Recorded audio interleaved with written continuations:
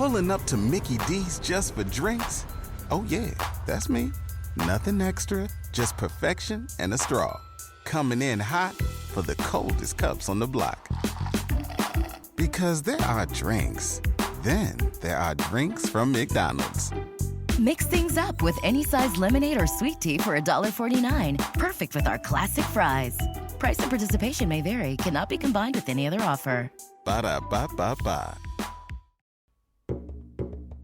Have you ever gazed in wonder at the Great Pyramid?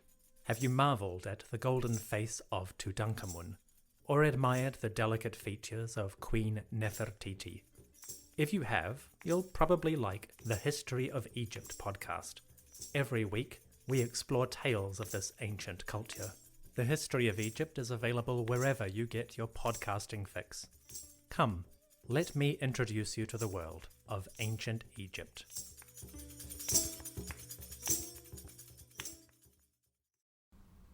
Hi, this is Scott. If you're a fan of the ancient world, please help us get the word out. Like us on Facebook, follow us on Twitter, and rate the series on iTunes. Thanks again for listening.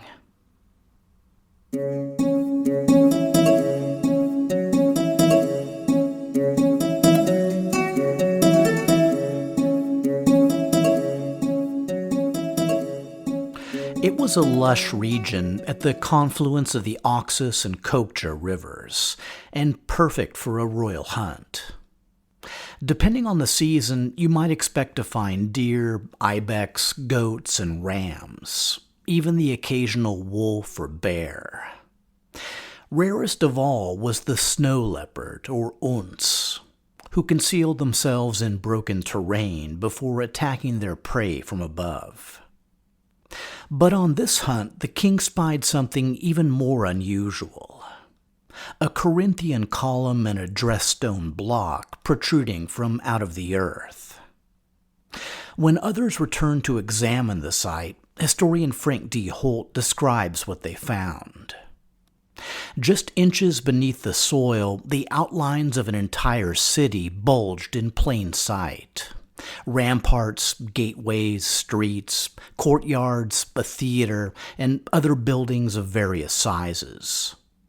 Remarkably, the city had never been reoccupied, so that no later city rested on its ruins. The city was, in all likelihood, the Bactrian city of Eucratideia, last stronghold of the legendary king Eucratides. The year was 1961, and the monarch who discovered the site was King Mohammad Zahir Shah of Afghanistan. What he'd found at the site called Ai Khanoum, or Lady Moon in Uzbek, was the first example of a well-preserved city from the days of the Bactrian Kingdom. Much of the very little we know about this place and time comes from the 16 excavations conducted at the site between 1965 and 1978. Framed by the initial discovery and the later Soviet invasion. But, as Holt details in his book, Lost World of the Golden King, the discovery was also the culmination of an effort begun over 2 centuries earlier. You can start with the super sparse classical sources like Justin, Plutarch, and Strabo, which provide the basic framework. A wealthy kingdom forged by followers of Alexander, who engaged in a series of civil wars before eventually vanishing from history. But in modern times, it really began with a coin. Fittingly enough, a coin of King Eucratides. In 1735, a coin of the mysterious Bactrian king was inherited by a scholar named Theophilus Siegfried Bayer, and inspired him to dig through the ancient sources and compile a Bactrian kings list. Since his was the only known Bactrian coin at the time, the hunt soon began to track down coins for the other kings on the list. It was decades before a second coin even popped up, another one of Eucratides. But by the 1820s, coins had been found for a half dozen Bactrian kings. The explosion came a few decades later. The great game of European involvement in Central Asia brought an influx of unscrupulous adventurers, some of whom looted enormous coin hoards from Buddhist stupas and other sites. The coins unearthed were technically both Bactrian and Indo-Greek, though the two aren't really differentiated in the ancient sources. An unexpected byproduct was that sufficient coins had soon emerged to serve as miniature Rosetta Stones. I mentioned last episode how Indo-Greek coins typically feature Greek inscriptions on the front and those in local languages on the back. By 1840, a scholar named James Prinsep had used dual-language coin inscriptions to decipher the Aramaic Koroshthi script. Among other things, his success allowed scholars to translate several major rock edicts of the Mauryan Emperor Ashoka. It's also worth mentioning that Prinsep's success came at around the same time that Champollion and Rawlinson were deciphering hieroglyphics in cuneiform. By the end of the 19th century, the names of kings found on coins had outgrown the Bactrian kings list compiled from the ancient sources.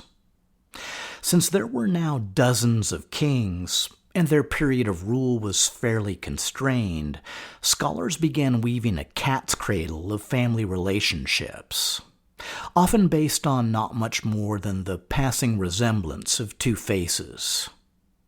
And for better or worse, they also took a stab at a historical narrative. One of the earliest and still best known was written by Sir William Woolthorpe Tarn. Another was written by an Indian scholar named Awad Kishore Narain. But, like the narrative I'm currently presenting, both tend to bridge some pretty large gaps with a healthy dose of speculation. And there was still one fundamental disconnect. By all accounts, Bactria was enormously wealthy, to the extent that its king supposedly ruled over 1,000 cities. The problem was, by 1900, not a single Bactrian city had yet been found. In fact, no one in the area had found so much as a single Greek inscription. Scientific archaeology came to the region in the 1920s through a Franco-Afghan collaboration. One of the first cities excavated was ancient Bactra, where the Bactrian king Euthydemus had withstood a 2-year siege by Antiochus the Great. The initial finds were disappointing, as they were at several subsequent sites, and for a few more decades Greco-Bactria continued to elude archaeologists, all the way up until 1961, and the discovery of Ai Khanoum. So let me start off by giving the lay of the land. And yes, I'll be posting a few maps. Bactria, as I've mentioned, lies in modern northern Afghanistan. Its capital of Bactra, from which the kingdom derived its name, was located around 50 miles south of the Oxus River near the modern city of Balkh. Just east of Bactria, in modern Pakistan, was the Indian territory of Gandhara. If you were a Bactrian king like Eucratideis, who was largely focused on Indian conquests, you might want a convenient staging ground that was right on India's doorstep. And, as it happens, Ai Khanoum is 200 miles east of the capital of Bactra, right on India's doorstep. Not that Eucratides founded the city. It was already over a century old by the time he took the throne. But he definitely had a strong connection, and it's reasonably likely that, at the time of our story, Ai Khanoum was called Eucratideia. The city is also referred to as Alexandria on the Oxus, but that name's very likely a misnomer. As best as can be determined, the city was founded around 280 BC by the Seleucid king Antiochus I, which means it may have been called Antioch on the Oxus. As I mentioned last episode, through his mother Apama, Antiochus I was half Sogdian. So it's unsurprising he'd have an interest in founding new cities in the region. At the time it was built, Ai Khanoum lay very close to the borders of the Mauryan Empire. The empire's founder, Chandragupta Maurya, had defeated Seleucus I in battle, winning the satrapies of Gandhara, Satyajidya, Gedrosia, Arachosia, and possibly even Arya. In 280 BC, his son Bindusara was consolidating his father's gains. But it was always possible he might turn his eye toward Bactria, which is likely why, from the very start, defense was a major focus. The city walls at Ai Khanoum stretch for a mile on each side, composed of an estimated 10 million bricks. Holt notes that the site exploited every advantage provided by man and nature to secure itself against possible attack. These defenses, plus the strategic location of the city on the Bactrian frontier and the presence of a huge arsenal inside the walls, suggest that Ai Khanoum served, at least in part, a military function. Another role served by Ai Khanoum was as the primary Bactrian mint. As Holt notes, the site lies near sources of great mineral wealth, with mines yielding copper, iron, lead, silver, rubies, and lapis lazuli. Local silver was likely used to mint coins for the Bactrian army, and Deodatus II used the mint to openly break with the Seleucid Empire by striking coins for himself as Bactrian king. Based on archaeological findings, it was also likely at Ai Khanoum, around 225 BC, that the usurper Euthydemus had launched the revolt that had ended Deodatid rule. And 40 years later, when the Mauryan Empire was overthrown by the military commander Shunga, Ai Khanoum was likely the launching point for the Indian invasions of Euthydemus' son, Demetrius. So, we're talking about a city that's not a capital, but still extremely important. One patronized by Bactrian regimes from independence right down through Eucratideis. Its large palace and enormous treasury implies royal residence and significant wealth, likely derived from mineral resources, taxation, agriculture, and occasional Indian plunder. So, it sounds like a pretty great location. But how do you actually convince Greek colonists to come and settle in the region? Because, let's be honest, Ai Khanoum is very far from home. When the city was founded around 280 BC, the eastern satrapies were fairly stable, which made the actual getting there part a bit less problematic. But the real selling point was likely spelled out on the cover of the glossy brochure. Once you arrive at Ai Khanoum, you'll have all the comforts of home. According to Holt, everything that could be done to nurture the traditions of Greek life in an alien environment, the Seleucids deliberately sponsored at Ai Khanoum. This included the construction of major monuments, including the only Greek-style theater and gymnasium ever found east of Babylon, along with other elements including Rhodian porticos, Athenian propylaea, Delian homes, Corinthian tiles, and Mediterranean amphorae. Holt highlights a temple unearthed near Ai Khanoum and dedicated to the Oxus River that contained the greatest collection of Greek armament found anywhere in the ancient world. Even more striking is the Heroon, or hero's tomb, erected for the city's founder, a man named Kineas. The tomb is inscribed with the famous maxims from the Temple of Apollo at Delphi, copied and carried to Ai Khanoum by a Greek man named Clearchus. According to the inscription, Clearchus set up these wise sayings of earlier men here at the sanctuary of Kineas, blazing from afar. The desperate need for the familiar makes sense when you consider just how alien the region was, even for the most adventurous and open-minded Greek.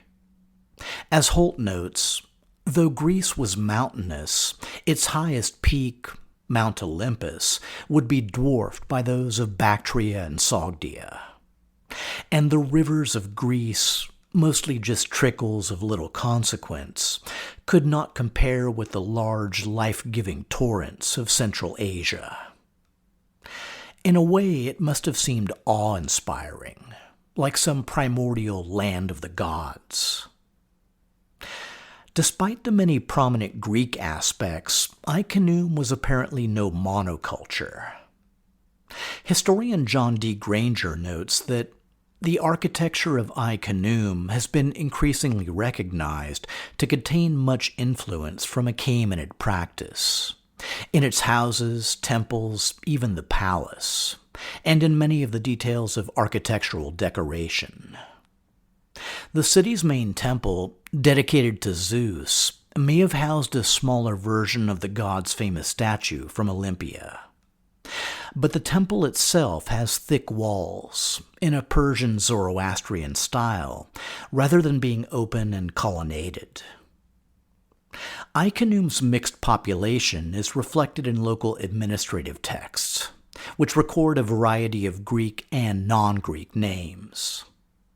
Holt identifies local officials named Bagabadra, Ochus, Oxybazus, Oxyboakes, Tarsus, and Citranus, among others.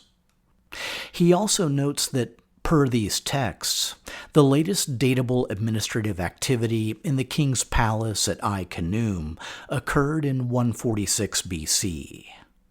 Or, in other words, the year before Eucratides' death at the hands of his son Heliocles. This, along with other evidence, suggests that the fall of Eucratides brought about, or coincided with, a time of major crisis. So, let's all try to imagine the scene in 145 BC. When Heliocles rolled into town at the head of a defeated army after discarding the corpse of his murdered father somewhere along the road.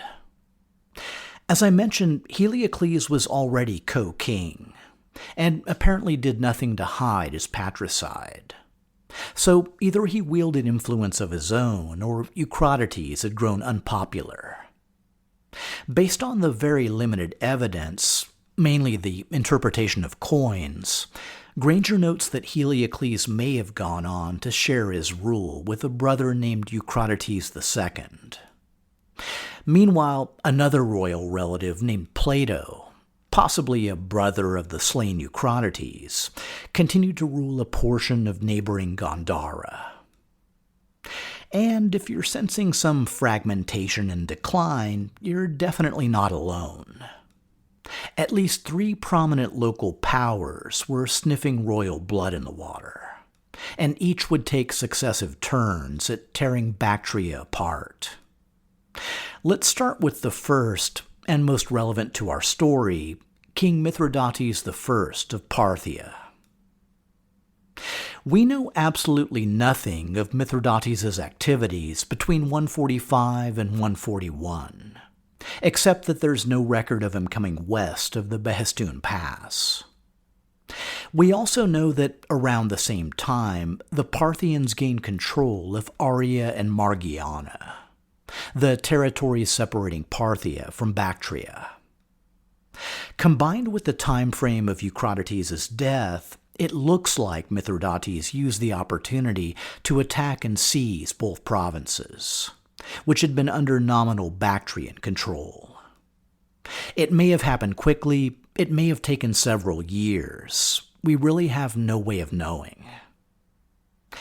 Another important factor is that during this time, the Scythians were pressing south through Sogdia toward the northern bank of the Oxus, which was actually even worse than it sounds, because the Scythians were just the leading edge of a huge nomadic invasion, set in motion by events much farther east. I covered the details back in Bloodline episode B24, but long story short, Han Dynasty China was pushing the Xiongnu were pushing the Yuezhi, and the Yuezhi were pushing the Scythians. And along with the Parthians, it was the Scythians and Yuezhi who'd closed the book on the Greek experience in Bactria. As I mentioned last episode, in addition to conquering Bactrian territory, Mithridates may have gone back east to keep an eye on the Scythians. Of course, the Parthians, or Parni, were Scythians themselves, having once been part of the Dahe Confederation.